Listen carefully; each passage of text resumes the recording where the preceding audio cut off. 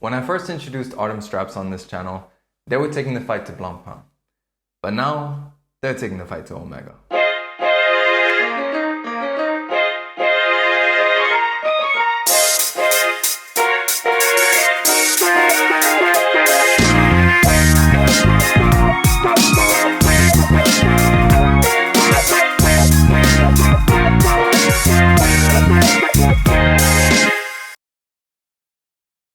Hi everyone and welcome to Shah Lusso, and yes, today we are talking about another batch of new releases from one of my favorite strap companies, and that is Artem Straps. Now on this channel I've already done 2 videos talking about their amazing sailcloth straps as well as their evolution into the loopless sailcloth strap, but today I'm focusing on their expansion into NATO straps.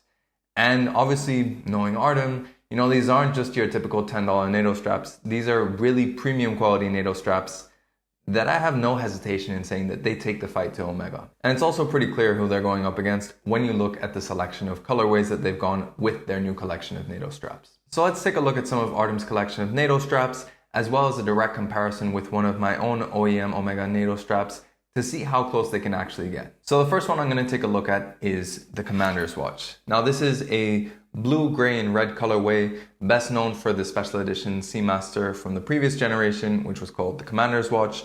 It was inspired by James Bond's rank as a commander of the British Navy, and it's definitely one of the more colorful variations within Artem's new lineup.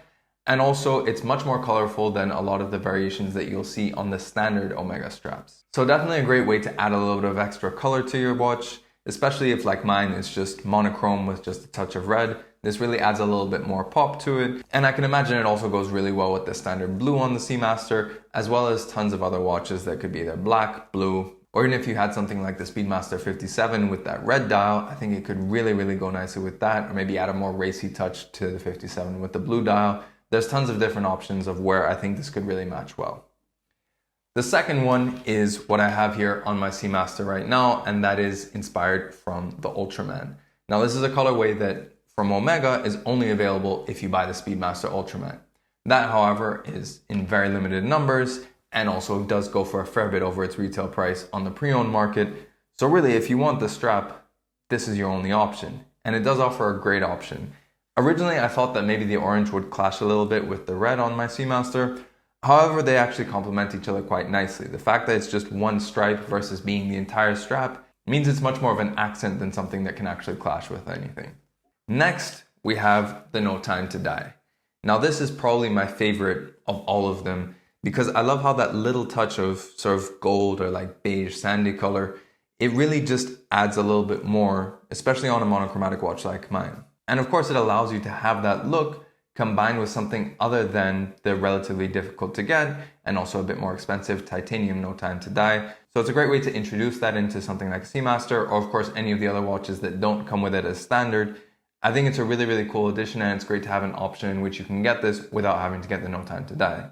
And then last but not least, and this is the one that I'm going to be comparing with my own strap, and that is the Spectre James Bond black and gray NATO strap. This is probably one of the most common colorways that you can find.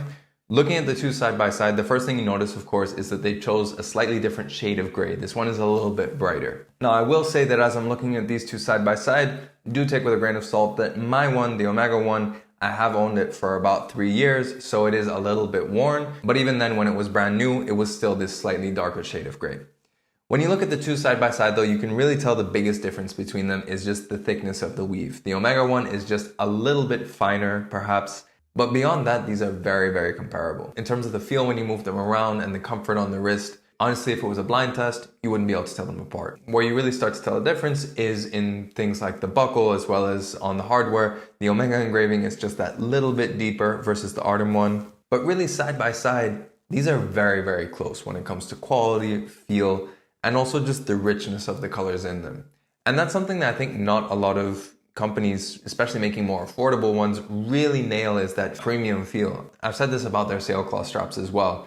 These are straps that are designed for the more high-end watches, and they definitely feel like they match a lot more. If you compare this to something that you might get on Amazon for half of the price, yes, you'll be saving the money, but it won't feel really the same quality-wise when you're wearing it on an Omega or on a Rolex or on a Breitling, for example. So this offers a great way to really get that premium feel that matches your watch. And also in this sense, because they've picked a lot of straps that came on special editions from Omega, it's a great way also just to get these straps available without necessarily getting the special edition.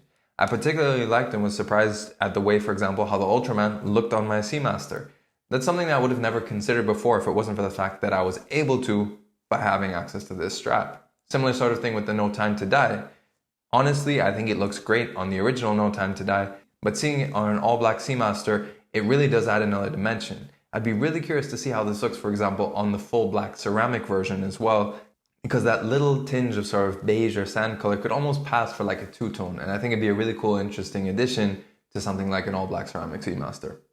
But overall, I think that the comparison between these two is so incredibly close, and when you look at the pricing of them, honestly, it's difficult to justify why you would go all out for the Omega. The only real reason why I would say maybe you wouldn't is if you just preferred, for example, that slightly darker gray on the Omega strap.